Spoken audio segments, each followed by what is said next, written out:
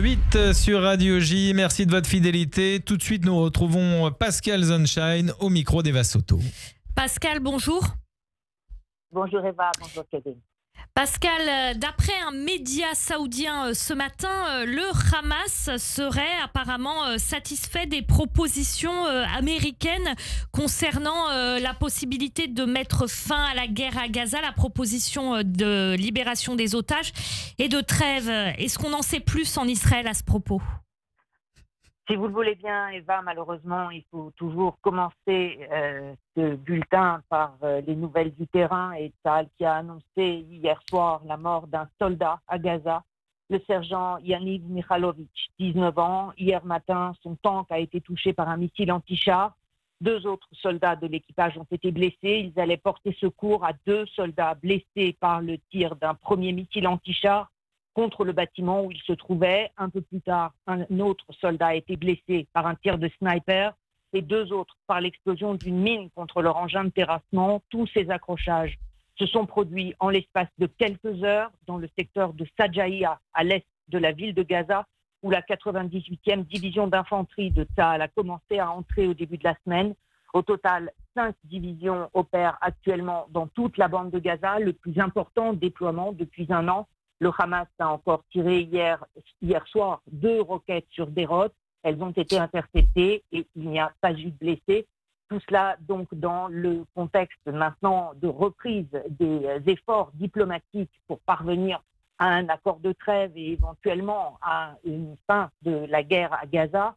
Et on a donc entendu le Hamas indiquer qu'il étudiait la nouvelle proposition de compromis dont Donald Trump avait déjà annoncé qu'elle avait été acceptée par Israël. La guerre peut finir demain si le Hamas rend les otages et dépose les armes, a déclaré pour sa part hier le ministre israélien des Affaires étrangères, Gideon Saar. Les États-Unis voudraient voir un accord finalisé ou au moins suffisamment avancé avant la visite de Benjamin Netanyahou la semaine prochaine à la Maison-Blanche. Et selon le New York Times, le plan présenté au Hamas par le Qatar, avec évidemment le parrainage des États-Unis, comporte une trêve de 60 jours, la libération de 10 otages vivants et le retour des dépouilles de 18 otages tués en captivité. Mais leur libération serait échelonnée sur 5 étapes et non plus 2 pour contraindre Israël à aller jusqu'au bout des négociations en vue d'un cessez-le-feu permanent. Ce sont donc les informations dont on dispose, alors qu'apparemment, selon de nouvelles sources, le Hamas se déclarerait satisfait par les assurances américaines d'une fin de la guerre à l'issue de cette nouvelle forme de trêve. Alors Pascal, est-ce qu'on a aussi la réaction des familles des otages, toujours très mobilisées, 50 otages toujours aux mains des groupes terroristes dans la bande de Gaza, dont 20 seraient encore vivants? Il y a évidemment deux éléments, 2 facteurs qui inquiètent les familles. D'abord, le fait que cette nouvelle négociation, pour l'instant, ne porte que sur un renouvellement de trêve de 2 mois et non pas encore sur une déclaration formelle de la fin de la guerre à Gaza et donc de la libération de tous les 50 otages toujours aux mains du Hamas. L'autre point qui inquiète aussi fortement les familles des otages, il est d'ordre intérieur, c'est l'opposition du camp nationaliste de la coalition à toute forme de nouvel accord négocié avec le Hamas. On a entendu Itamar Ben-Gvir affirmer que la seule issue possible est une défaite militaire pour le Hamas et pas un accord négocié. L'autre ministre nationaliste, Bezalel Smotrich, qui pour l'instant réserve sa position, s'est déjà déclaré par le passé opposé à toute forme d'accord avec le Hamas qui obligerait Israël à mettre un terme à la guerre de Gaza. Donc évidemment des éléments, des incertitudes pour l'instant qui inquiètent énormément les familles des otages.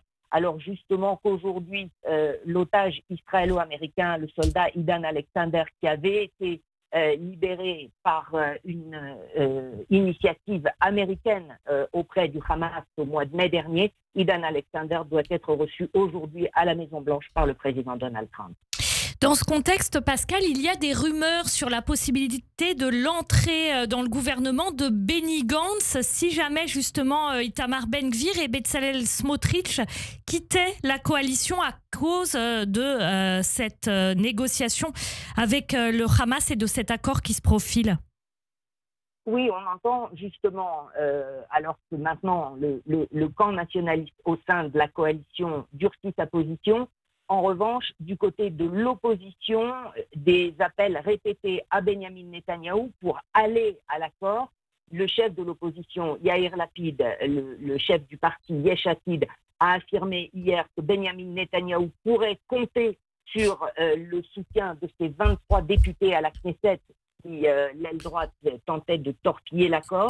Et donc, de son côté, Benny Gantz, qui pourrait, même si pour l'instant cela n'est pas confirmé, entrer de nouveau au gouvernement Netanyahou si les deux partis de la droite nationaliste devaient en sortir, justement en réaction à un plan d'accord négocié avec le Hamas. C'est donc une manière pour l'opposition de montrer que la priorité reste évidemment la libération des otages et autant que possible l'issue de la guerre à Gaza. Merci beaucoup Pascal Sunshine, notre correspondante à Jérusalem. On vous retrouve bien sûr tout à l'heure, comme tous les matins, pour votre Zoom Israël. À tout à l'heure Pascal, merci. Merci Pascal Sunshine.